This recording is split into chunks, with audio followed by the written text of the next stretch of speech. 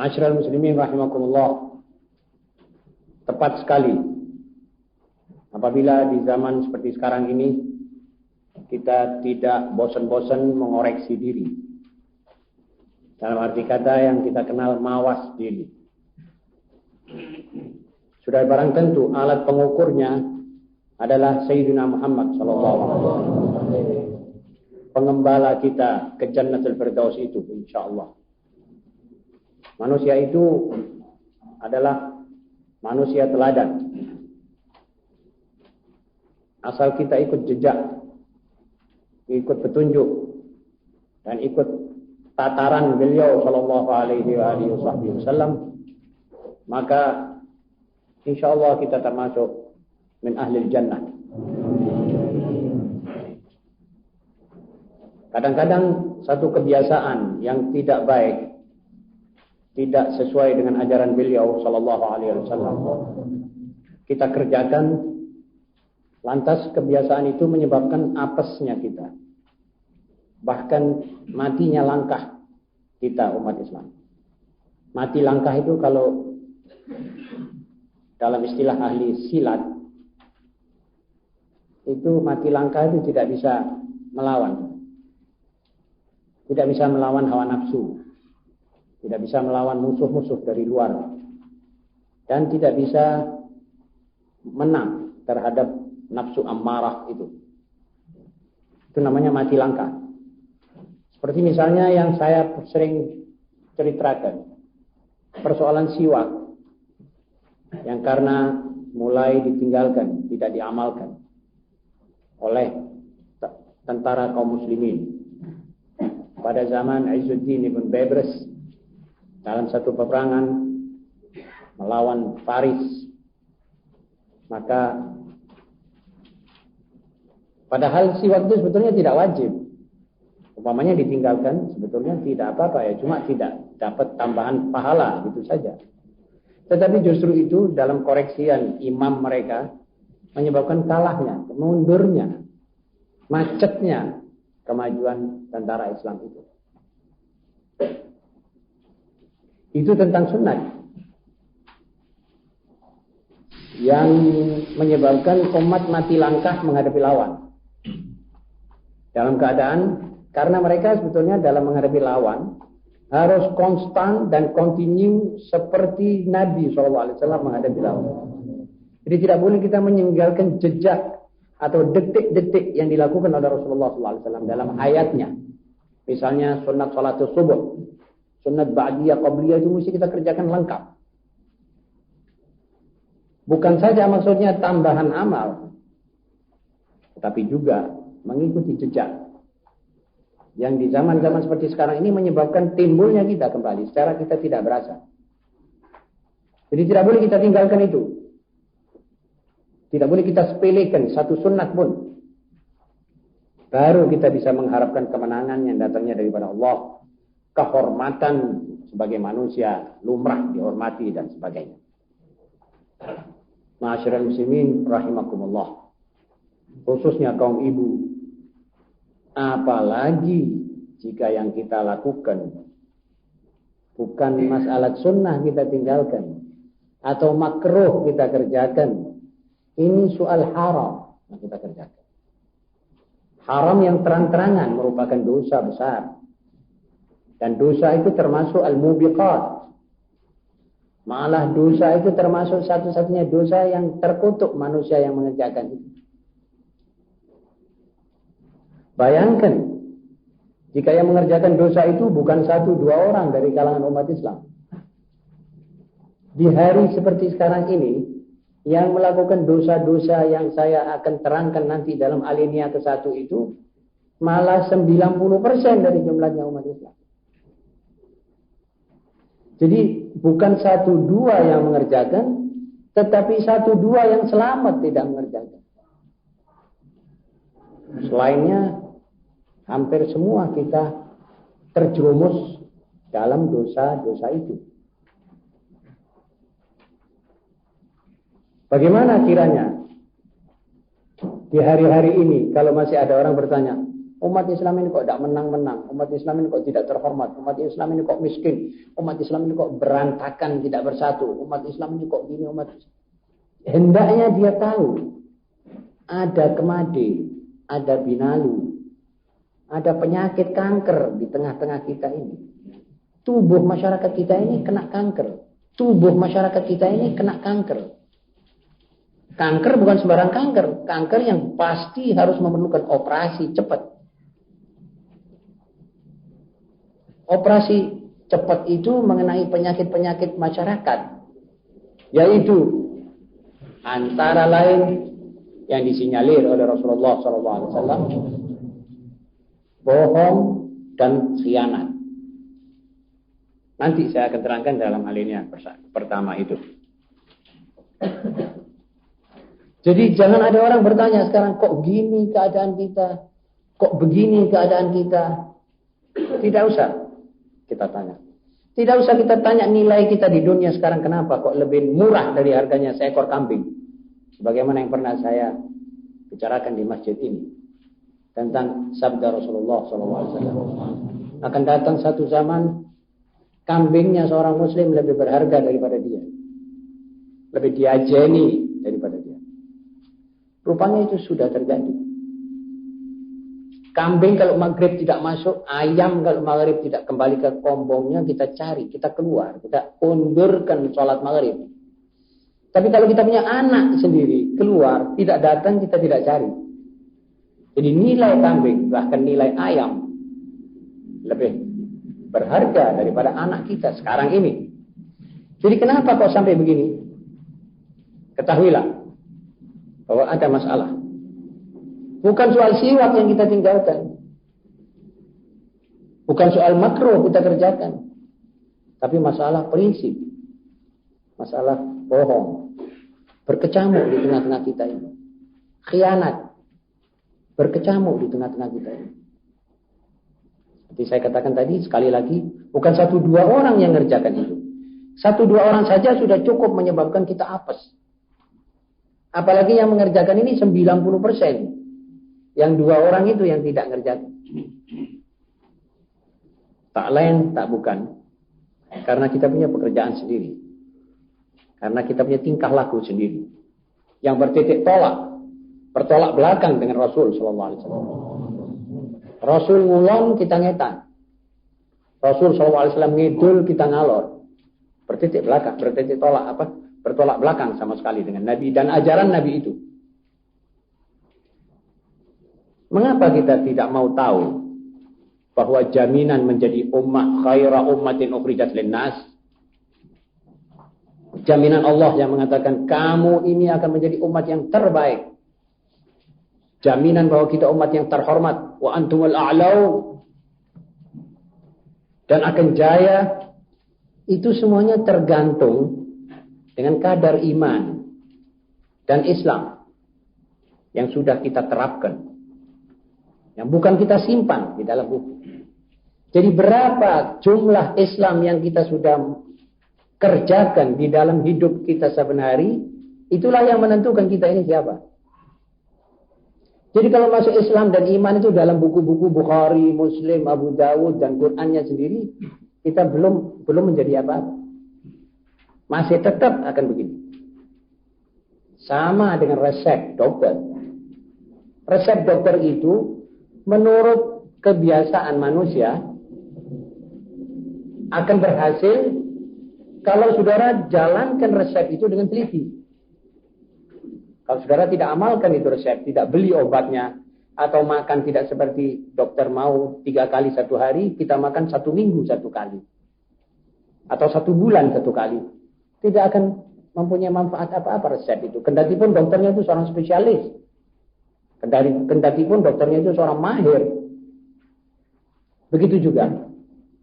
Titel khaira ummah. Janji akan menjadi umat yang termulia di dunia. Itu belum pernah dicabut. Cuma kita mencabut syaratnya. Kita kehilangan isinya. Jadi menurut berapa jumlah Islam dan amal-amalnya Nabi yang sudah kita terapkan dalam masyarakat. Dan berapa jumlah maksiat yang dilarang itu sudah kita jauh. Itu nanti menentukan kita menjadi khaira ummah. Atau menjadi syarra ummah. Waliyahulillah.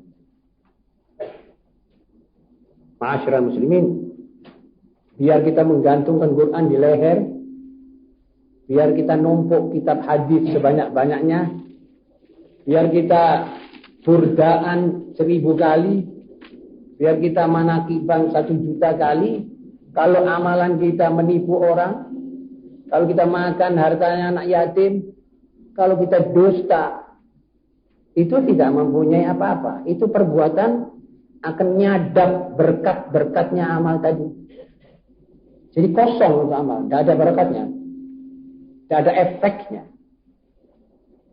Saya baca burdah, besok saya tipu orang. Tipuan itu tadi menyadap barokahnya burdah tadi. Tuno iya, untung tidak. Karena itu, kita harus punya perhitungan. Saya bilang tadi, perlu sekali kita mawas diri. Perlu sekali kita koreksi. Tidak apa-apa kita sama kita, artinya kita sendiri. Ini kan hadis-hadis umum. Kita harus baca bersama-sama. Karena ini sudah merupakan hadis. Tapi yang penting kita masing-masing kembali ini nanti mempunyai satu ancer-ancer pengoreksian. Terhadap diri sendiri. Terhadap akhlak sendiri. Dan kebiasaan sendiri. Ma'asyiral muslimin. Apakah saudara kira Allah akan menerima sedekahnya seorang yang memakan hartanya anak yatim? Apa karena saudara bayangkan bahwa Allah akan menerima sholatnya orang di tempat yang dirampas dari orang lain? Atau menempati tempat tanpa hak? Apakah saudara kira sholatnya itu diterima oleh Allah? Kenapa sih? Allah itu apa butuh pada sholat kita? Butuh pada sedekah kita? Allah itu tidak akan menerima sedekah kalau tidak asal mulanya itu duit murni, halal. Baru itu tayyib. Dan Allah tayyib, la yaqbalu illa tayyiban. Allah itu suatu zat yang paling baik, paling indah, paling bersih. Tidak menerima kotor-kotoran itu. Karena itu kita mesti hati-hati. Ada satu orang beli baju. Harga Rp1.000, Rp50 dari uang haram. Itu kemungkinan sholatnya itu orang dalam baju yang Rp50 haram itu menyadap sholatnya itu tidak berhasil.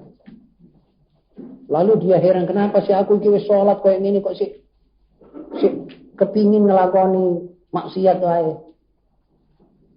Dia lupa bahwa ada sesuatu kemade, binalu yang makan dia punya amal itu tadi habis. Jadi tidak mempunyai efek apa-apa. Apalagi kalau itu amal dikerjakan terus-menerus. Lezatnya itu ibadah tidak ada. Akhirnya dia bisa meninggalkan ibadah sama sekali. Ma'asyiral muslimin, marilah kita sekali lagi merenungkan sabda Rasulullah SAW sebagai yang tertulis dalam alinea pertama. Kemudian, alinea kedua, kita akan dengar pernapasan seorang tasawuf, seorang ahli tasawuf. Jadi, pernapasan ahli tasawuf itu mengajar, mendidik kita, supaya kita menggantungkan diri kepada Allah. Tidak menggantungkan diri kepada sesama makhluk. Tidak mengharapkan sesama makhluk. Dan tidak takut akan kehilangan teman. Dan lain sebagainya. Sebagaimana kebiasaan manusia mengerjakan. Itu juga perlu mendapat sorotan khas. Sesuai dengan ajaran ahli tasawuf yang kebetulan kali ini kami bawa ucapan Al-Qutub Sya'rani. Dan lain-lain mereka juga mengajarkan sebagaimana yang mereka tuliskan dalam buku-buku. Kun ma'allah ka'an la khalq. Wa kun ma'an nas ka'an la nafs. Jadilah anda bersama Tuhanmu seakan-akan tidak ada makhluk di dunia ini. Jadi kita bermuamalah dengan Allah ini sebagai pribadi menghadap Khaliknya. Yang dicipta menghadap penciptanya. Seakan-akan sepi ini dunia tidak ada makhluk. Artinya kalau sholat sudah jelas karena Allah. Tidak kepingin dilihat orang. Tidak kepingin dipuji orang. Kalau amal seikhlas-ikhlasnya dan dia tidak takut kepada manusia, sebab tidak ada manusia. Anggap saja tidak ada manusia. Anda tok di dunia ini bersama Allah. Itu didikan ahli tasawuf dalam keadaan suluk. Mesti begitu. So kalau saudara masih sungkan sana, sungkan sini, nanti sembahyang asar diundurkan sampai mepet maghrib. Apa sebab? Sebab ada tamu. Ini namanya memperhatikan kepentinganmu dengan tamumu lebih daripada kepentinganmu nanti dengan penciptamu. Satu contoh itu. Dan banyak lagi hal-hal semacam itu. Jadi kita hidup di dunia ini seakan-akan tidak ada manusia. Kita tok. Dalam menghadapi pada Allah, dalam bekerja dengan Allah, kita tidak merasa ada manusia yang melihat kita. Tidak ada manusia yang kita takuti. Tidak ada manusia yang kita harap-harapkan. Sudah dia tok saja. Artinya itu satu penyerahan bongkoan kepada Allah Subhanahu wa taala. Disitulah nanti kita akan timbul sebagai seorang sufi dan seorang wali. Kita ini sekarang banyaknya tercantau ini. Monggo misalnya orang jalan gitu, kita punya sarung ini kecentel paku sana paku sini robek ini karena apa? Saudara tahu karena apa? Karena soal makhluk tok.